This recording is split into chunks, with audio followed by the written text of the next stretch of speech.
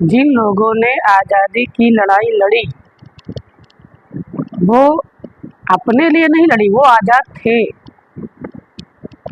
हम ये मानते हैं कि वो आज़ाद थे, उनको किसी अंग्रेज ने या किसी ने भी अंडर प्रेशर नहीं रखा या रख नहीं पाए। कोशिश तो खैर की ही गई। हाँ, वही एक बहुत बड़ा तबका इंडिया का था, भारत का, जो इस सिस्टम के खिलाफ जो अंग्रेज़ों का था उससे लड़ नहीं पाए, मजबूरी थी।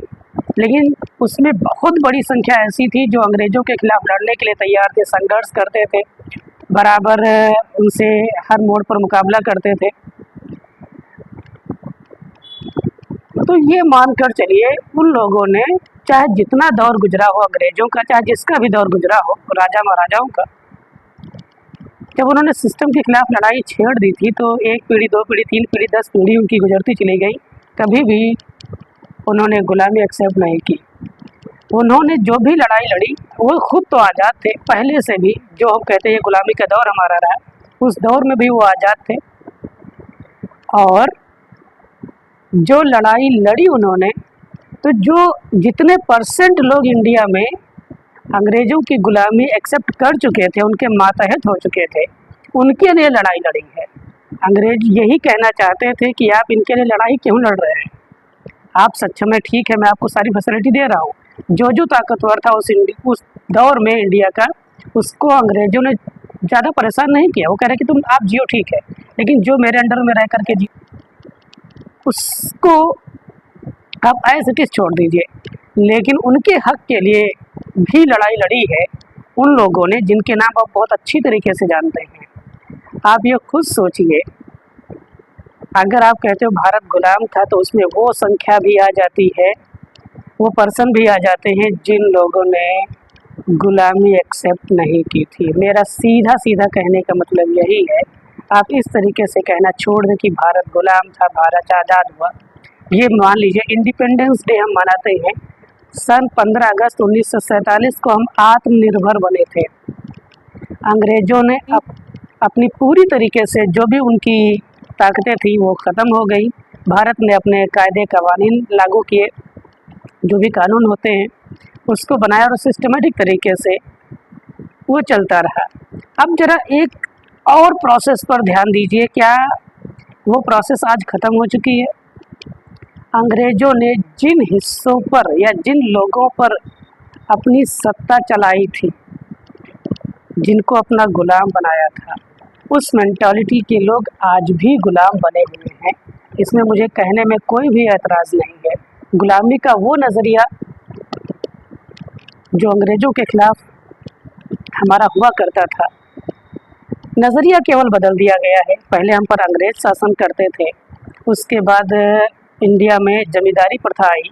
बिजनेस का जो मेन पर्पज़ हुआ करता था, पहले खेती होता था, आज अलग अलग दौर के बिजनेस आ गए हैं, चाहे एजुकेशन को लेकर के, चाहे आप मेडिकल को लेकर के, चाहे जिस लाइन में आप जाइए, देखिए अलग अलग दौर के आपको मिलेंगे, बिजनेस मिलेंगे। तो पहले जब अंग्रेज़ भारत से चले गए तब जमींदार आए, जमींदारों ने वो ऐसे लोगों पर ही शासन किया, जमींदारी प्रथा जिसमें ज़मीनें हड़प ली जाती थी।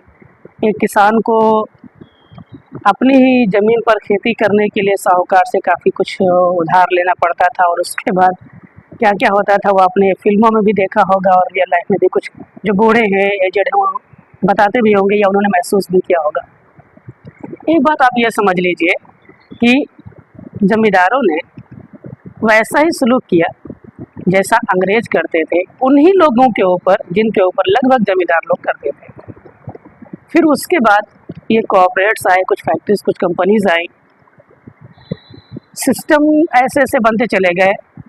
आज भी आप अगर ये देख लें कि आप जो भी काम करते हैं क्या उसका पूरा मुआवजा आपको मिलता है?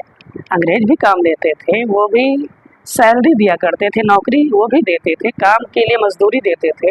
कितना देते थे? क्या आपके हिस्से में से कुछ कटौती की जा रही है? क्या वो प्रथा आज ख़त्म हो चुकी है? जमींदारों ने भी किसानों का हिस्सा लिया, कॉर्पोरेट्स जो आज चल रहे हैं वो भी नौकरी देते हैं, काफ़ी अच्छा उनसे मुनाफा कमाते हैं, लेकिन उनके रिजल्ट में उनको सैलरी के नाम पर क्या देते हैं ये सबको पता है। तो जो मानसिकता थी गुलामी की, वो आज भी बनी हुई है। अगर आप अपनी सैलरी से पूरी तरीके से मुतमईन नहीं हैं जितना आप काम कर रहे हैं, तो एक प्रकार से आप खुद समझ लीजिए कि आप भी एक गुलाम ही हैं। आप उससे छुटकारा नहीं पा रहे हैं। ज़िंदगी की बेसिक ज़रूरतें आपको वो करने पर मजबूर कर रही हैं, क्योंकि उतने से ज़रूरतें तो पूरी हो जा रही हैं, लेकिन थोड़े बहुत जो शौक़ होते हैं वो पूरे नहीं हो पा रहे हैं। इस बात को भी ध्यान रखिए। आज़ादी की परिभाषा कुछ और है और हमारी ये जो गुलामी इस तरीके की परिभाषा ये कुछ और है। दोनों के सिनेरियोज़, मेंटालिटीज़ ये बदल दिए गए हैं, सोचने का तरीका बदल गया है, लेकिन काम आज भी वही हो रहा है। तो ठीक है, आज़ादी का जश्न मनाइए, इस बात का ध्यान रखिए कि आप कहीं के गुलाम तो नहीं।